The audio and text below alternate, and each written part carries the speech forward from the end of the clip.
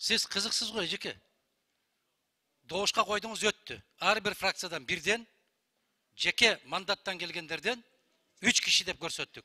Mana bu kişi төрағасы қатарында, топтың төрағасы қатарында көрсөтті. Doğuşka koydunuz, doğuş öttü. Emne kayırılıp atası bu meselege? Doğuşka koyuldu. Boldu, uşul айтылған kişiler fraksiyalardan айтылды, bizden bul dep. Oşonu doğuşka koyuyoruz, komissiyanın kuramını bekitesiz. Büttü arı karaya getebiz. Birden.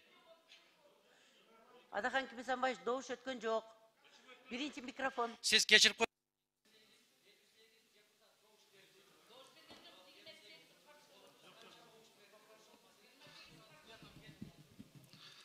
Men tushundirib qo'yinchi.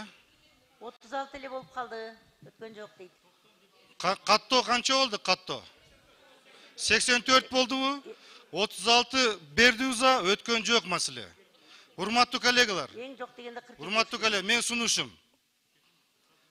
Akılbek Tümenbayevич, siz gruppa deb объявление qildingiz mı? Официально qildi mı gruppa deb? Boldu mu? Anda men sunuşum. Atajurt Kırgızstan'dan 4'ü айтылды. İşenim Kırgızstan'dan 3'ü, işenim. Tegi ынтымақтан 2'ü, Allians'tan 1,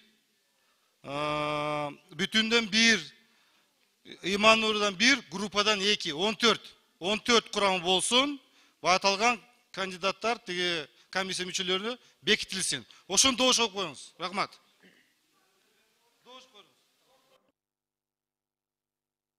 Bir mandatlılardan koyuldu.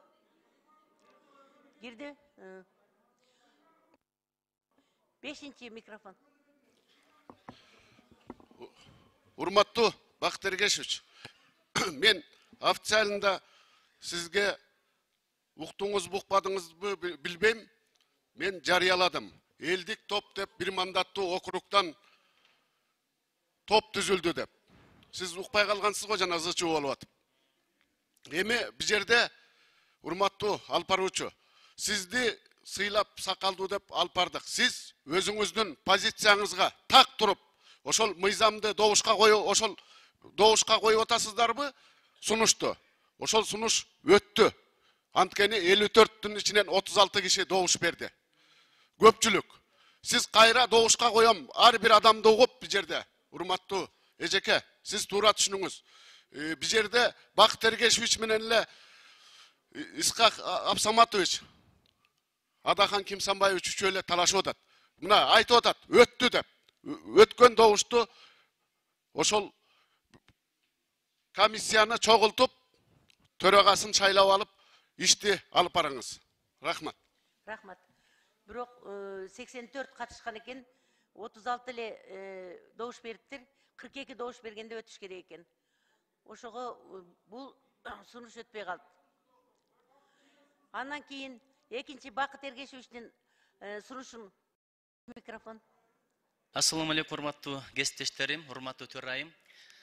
Эми төрайымыбызга да кыйын болуп атат. Өмүрүндө биринчи жолу бул жака төрайымдык кылып атса, анча мынча башында мындай болот, туура түшүнөлү. Эжеке катуу сүйлөбөгүнүздө эле туруп атат дейм. Убактылуу төрайым, бу дагы Кудайдын берген чоң ооматы, берекеси, биринчи аял болуп атасыз.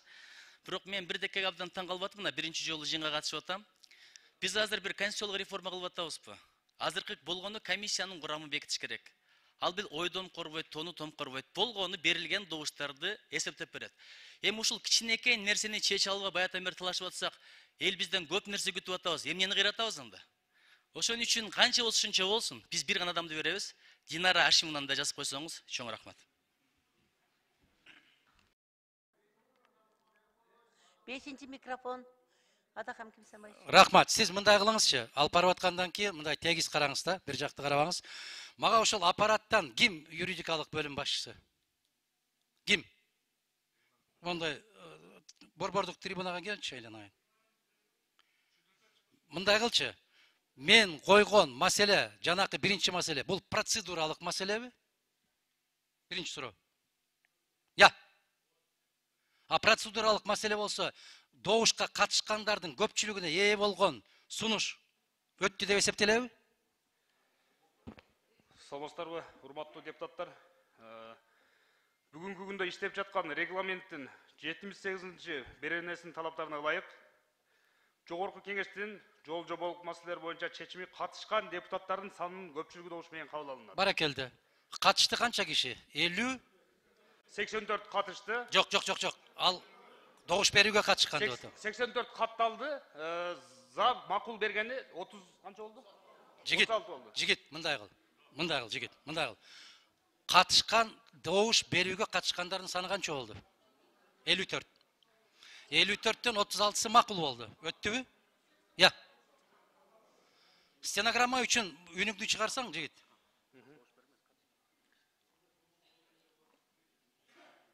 Юридикалык бөлүм башчысыңарбы? Ооба, мына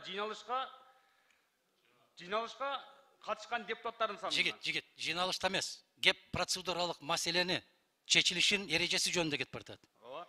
Процедуралык маселенин эрежеси кандай? Добушка катышкандардын көпчүлүгү деп жазылган, туурабы? Ооба.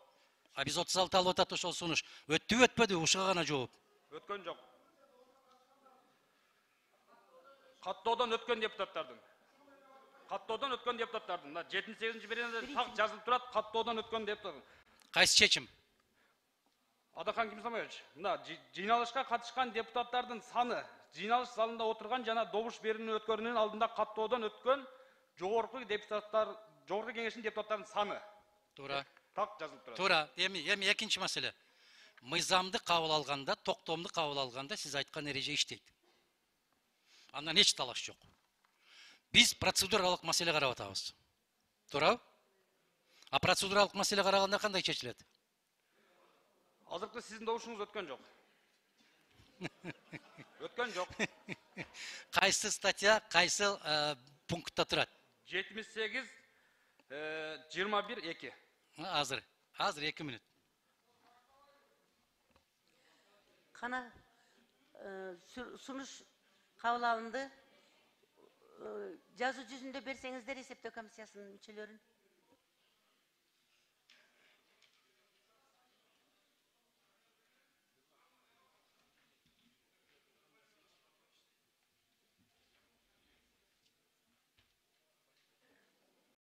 Бешинчи микрофон процедура.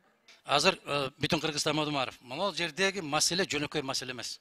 Эгерде урматтуу кесиптештер ушул жол менен барып төрага шайланган болсо, төрага 5 жыл бою ийненин учунда отурган болот.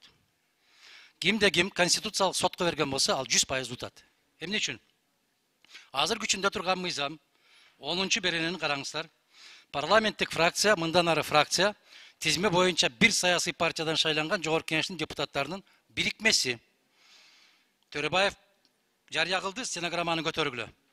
Биз 30 канча кишиден турабыз деп. 30 канча кишиси жок мунун. Экинчини караңыздар. Фракциянын өзүнүн курамына башка партиялардан өткөн депутаттарды кошууга укуксуз деп турат. Же Төрөбаев сөзүн артка алсын. Биз фракция түздүк, фракциябыз 30 кишиден турат деп жарыялаганын артка алсын. Андан кийин ушул эрежеде көрсөтүлгөн боюнча жыйын өткөрүп, протоколун сизге тапшырып, момундай фракция жарыяланды, 15 кишиден турабыз деп карыядан жарыяласын. Бул менин талабым эмес, урматтуу кесиптештер, бул мыйзамдын талабы. Бул мыйзамды биз алган эмеспиз. Ошол Төрөбаевтар отуруп алган ошол мыйзамды. Мен эмнени талап кылып атам? Мына жерде кандай жазылса, кыйшаюусуз аткарылышы керек деп атам мен. Эгер эжеке сизде эме болбосо, мына юридикалык укук бөлүмүнүн башчысы чыгып айтсын, менин талабымды туура эмес деп айтсын. Же мыйзамды мен кыргызча окуп атам, же силер орусчасын окуп атасыңарбы? Чыгып айтпайсыңарбы? Талап туура коюлуп атат. Эжеке токтотуңуз деп айтышыңар керек го силер. Ушул жол менен барып шайланган төрага бүтүндөй эле кыргыз жетекчилиги күмөндүү болгон сыяктуу, бул да күмөндүү болот. Мынтип баштабайлы. Чуу дегенде таза жол менен баралы. Биз жыйынды регламент боюнча эле алып кетип атабыз. Адахан Кимсамбаевич, эсептөө комиссиясынын составын түзүп атабыз. Али эч чоң маселе чечелекпиз биз. Республикасынын жогорку кеңешинин регламенти мен эмне кыргыз эл жомокторун кармап отурамбы? Мен дагы ошол Кыргыз Республикасынын мыйзамын кармап отуруп, ошонун 10-чу беренесинин 1-чи жана 2-чи бөлүмүнүн талаптарын айтып атам мен. Бул жомок эмес. Рахмат. Биринчи микрофон. Урматтуу Адахан Кимсамбаевич, биз деле чыгып чыгып сүйлөп атканда биз деле мыйзам окуйбуз. Урматтуу Адахан Кимзамбаевич. Сиз айтканда эми боло берсе, анда биз деле мыйзам бузуу менен кетебиз. Биринчи, биз фракцияны жарыя кылдык. Биздин фракцияга бир дагы партиянын башка партия мүчөсү кирген жок. Фракция деп жарыяладым. Уксаңыз, фракция деп жарыяладым. Бизде башкы мыйзамда так жазылып турат. 76-чы беренеде окуп коюңуз. 4-чү пунктта. Жогорку кеңештин депутаттары фракция жана депутат топко бириге алат деп. Ошол статьяга биз таянып, биз бир мандаттуу шайланган депутаттар менен чогуу ыктыяр түрдө биз фракцияны жарыя кылдык. Ошону билип коюңуз. Урматтуу төрайым, фракциянын укугу бар. 15 минут танапис бизге бериңиз. Бизге танапис керек. Рахмат. Болду, добуш коюлбайт. Экинчи микрофон. Урматтуу төрайым, угулуп атабы? Эч кандай кыргыз бийлиги күмөн санап келген эмес. Бул жерде бардыгы мыйзамдуу бийлик отурабыз. Президентти да, өкмөттү да, жогорку кеңешти да мыйзамдуу шайланып келип отурабыз. Бул жерден талашып тартышып атабыз. Туура айтылгандар бар, туура эмес айтылгандар бар. Добушка койдук, процедура мыйзам чегинде кете берели. Ыймандуулуктун төрагасы туура айтып атат, биз эмне конституцияны өзгөртүп атабызбы? Жөн эле төраганы шайлаган атабыз. Сизден өтүнүч. Убакыт эргечтин айтканын кылалы да, андан кийин келип комиссия менен шайлоого баштай берели.